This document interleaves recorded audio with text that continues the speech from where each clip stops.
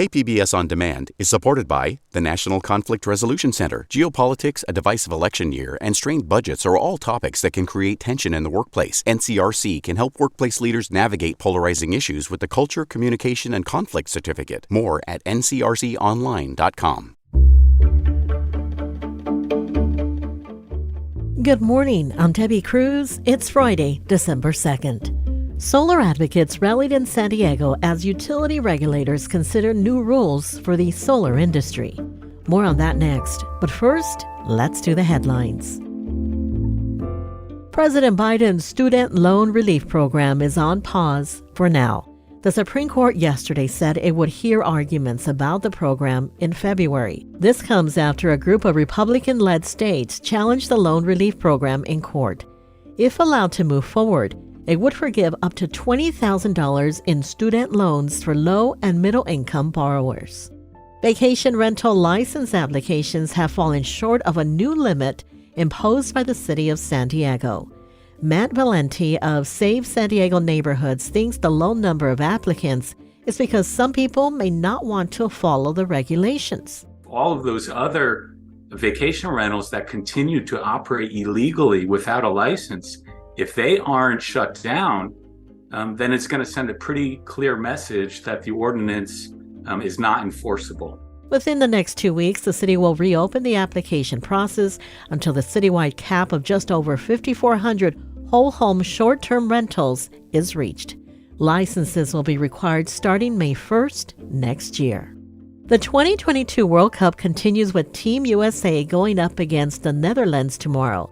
The two teams will go head-to-head at the Khalifa International Stadium in Qatar. The U.S. team beat Iran earlier this week, finishing second in Group B behind England. Tomorrow's game will begin at 7 a.m. For a list of places you can watch the game in the area, head to kpbs.org/World Cup. From KPBS, you're listening to San Diego News Now. Stay with me for more of the local news you need. Now on the finest podcast, the NPR Tiny Desk Contest, we bring you the history of the concert series and the competition and hear from the artists behind our favorite local entries. Listen now wherever you get your podcasts.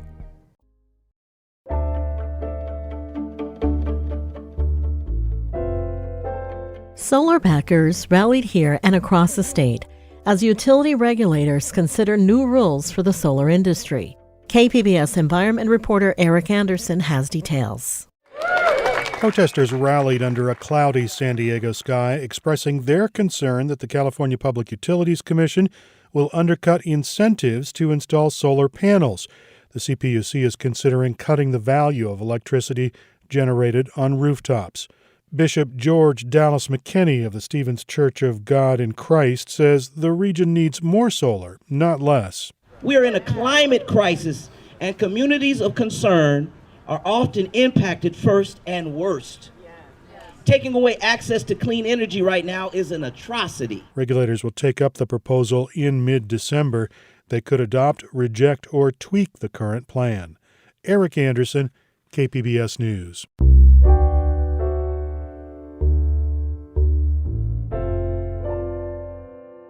Members of school boards from across the state are meeting here in San Diego. As KPBS education reporter MG Perez tells us, they are working together to solve ongoing problems. Their agenda includes campus mass shootings, computer security, and the COVID comeback. 3,500 members of the California School Boards Association, representing about 1,000 districts. It's the largest state education leadership conference of the year.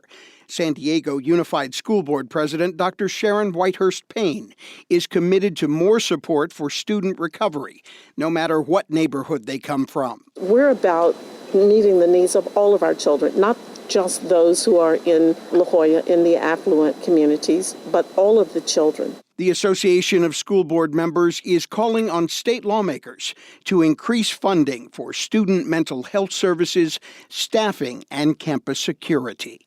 MG Perez, KPBS News. The conference runs through Saturday.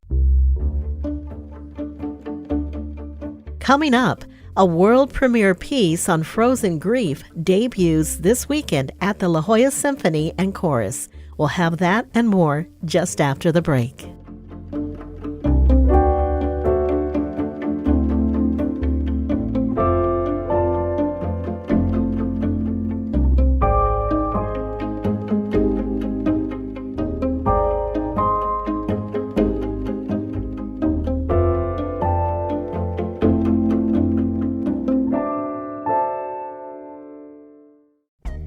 Now on the finest podcast, the NPR Tiny Desk Contest, we bring you the history of the concert series and the competition and hear from artists behind our favorite local entries. We're just very tired of hearing music that doesn't represent the people or is very nonsense or just dumbing people down.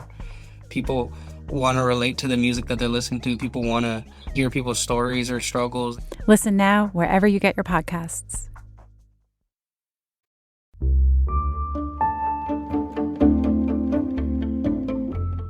It's been 3 years, but December 9th is about to return to all of Balboa Park. KPBS reporter John Carroll says the city promises this year's celebration will be bigger and better than ever. Balboa Park on a Thursday afternoon is not usually buzzing, but on this Thursday afternoon, it was a beehive of activity. From vendors setting up displays to food being prepared at the international cottages, the final touches were being placed everywhere you looked. Balboa Park is in Councilmember Stephen Whitburn's district. He told KPBS there are more things than ever to do this year. There's going to be music, there's going to be 6 stages of entertainment. Of course, the holiday lights are going to be fantastic. A lot of the museums are going to be open with activities for people to enjoy. December Nights starts Friday afternoon at 3 p.m. It goes to 11 p.m. and from 11 a.m. to 11 p.m. on Saturday. Allow plenty of time. Whitburn says more than 300,000 people are expected this year. John Carroll, KPBS News. Also this weekend, Diversionary Theatre is avoiding the obvious holiday classics to stage something that brings a different kind of joy. It serves up Charles Ludlum's 1984 play, The Mystery of Irma Vep. KPBS arts reporter Beth Accomando went to a rehearsal to see what the mystery is all about.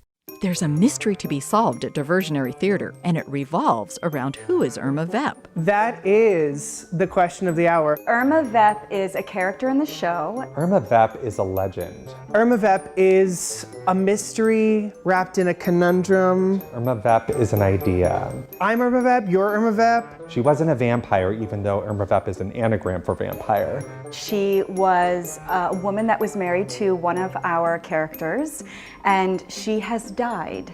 She's also the MacGuffin, something that triggers a plot but then turns out to be sort of irrelevant. It's a term coined by Alfred Hitchcock, and the mystery of Irma Vep draws inspiration from Hitchcock's film Rebecca, plus a host of other sources, says dramaturg Jesse Marchese. This is a play that references ton of classic works of literature and pieces of pop culture. B-movies, old Hollywood movies, penny dreadfuls, which were these old Victorian horror stories that came out weekly and you paid a penny for them. That diverse mixture was irresistible to Diversionary's artistic director, Matt Morrow. All of this is sort of mashed up and swirled into this delightful, macabre story that is outrageous and utterly hilarious. Morrow co-directs the play with Allison Spratt Pierce. Everyone needs to see something ridiculous, and that is what Charles Ludlum created for us, something absurd and ridiculous. Playwright Charles Ludlum also created a showcase for 2 actors who have to play 35 roles. Where is Nicodemus? I would like to have a word with him. I play the lady of the house, and I also play the stable boy, so you really can't get more incongruous than that.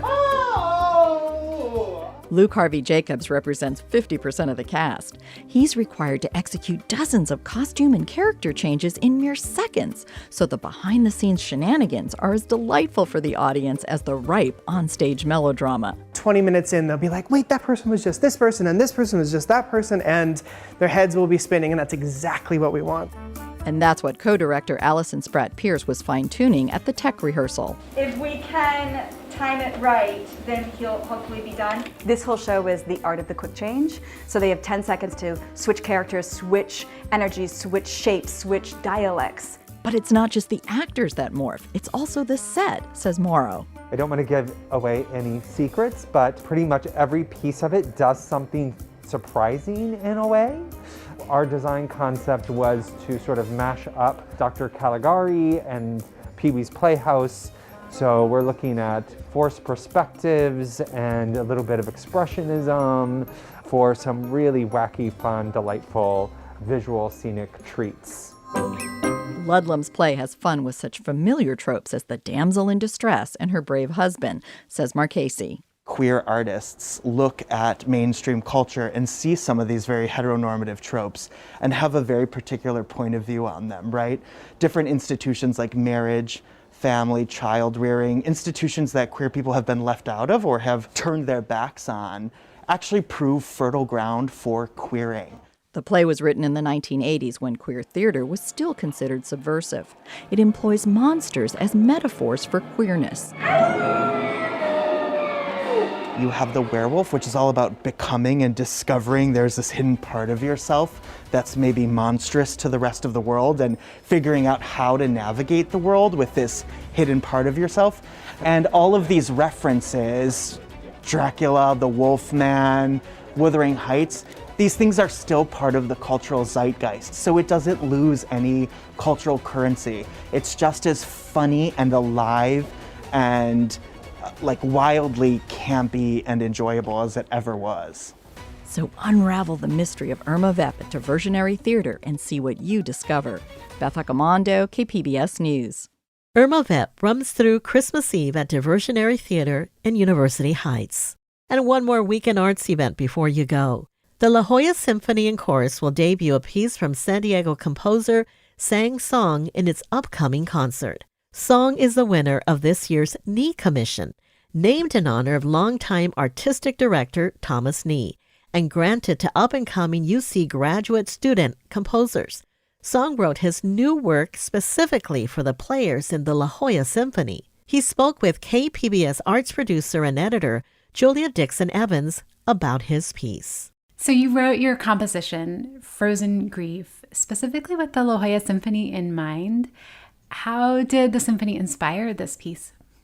As you may be aware, La Jolla Symphony is a community orchestra, which means that they're not professionals, but the level of their playing is just, in some sense, they're better than some of the professional orchestras. And in terms of dedication, I think they're just not unmatched. So their playing and their dedication and artistry and expertise, everything really, really inspired me and blown me away. So it really got me going.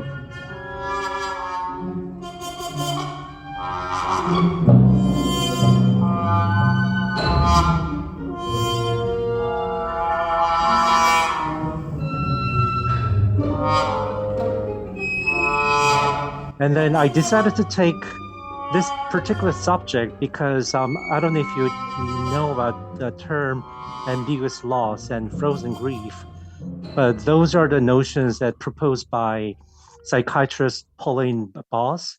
And her theory is that there are certain losses that don't have closures.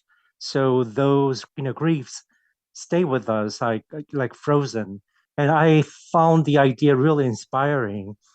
You may recall at the beginning of the pandemic, people were dying because of COVID, and yet they were not getting proper funerals because of health concerns, right? So, and some students had to graduate without getting a proper graduation ceremony, and according to Professor Boss, that could result in ambiguous losses and therefore frozen grief. So I decided to take that theme as the subject matter, quote unquote, of my piece.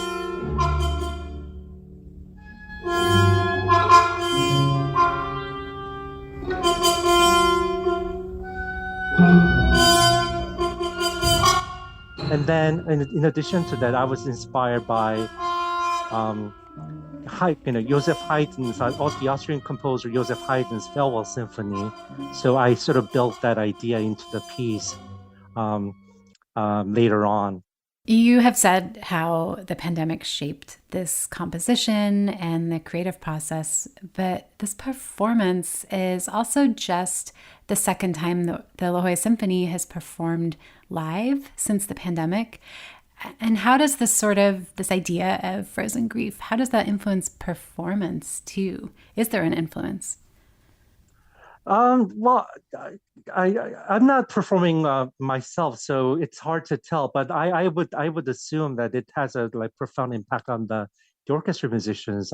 Like I mentioned, they're second to none in terms of dedication. But I have the sense that they're even more dedicated to do their best in this environment, because it's something I guess you had taken for granted before the pandemic, but now we all know that every moment is precious, right? So I think that really creates a wonderful environment especially for people like me, because this is a new piece, so nobody knows how it's supposed to sound except for me, and to an extent the conductor. So it takes a lot of patience and love, actually.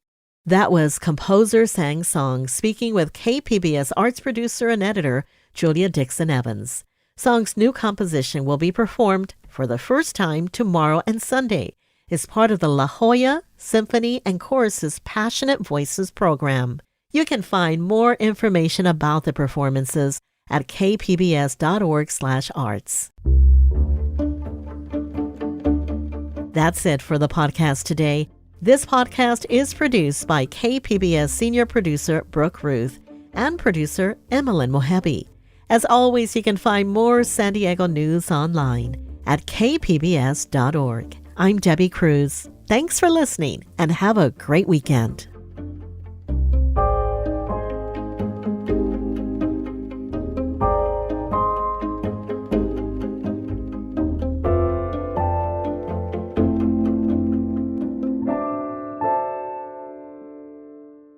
KPBS On Demand is supported by UC San Diego's Art Power, presenting cellist Joshua Roman, performing from his album Immunity, alongside music by J.S. Bach and more, Sunday, June 22nd at UC San Diego's Epstein Family Amphitheater. Reserve your tickets at artpower.ucsd.edu.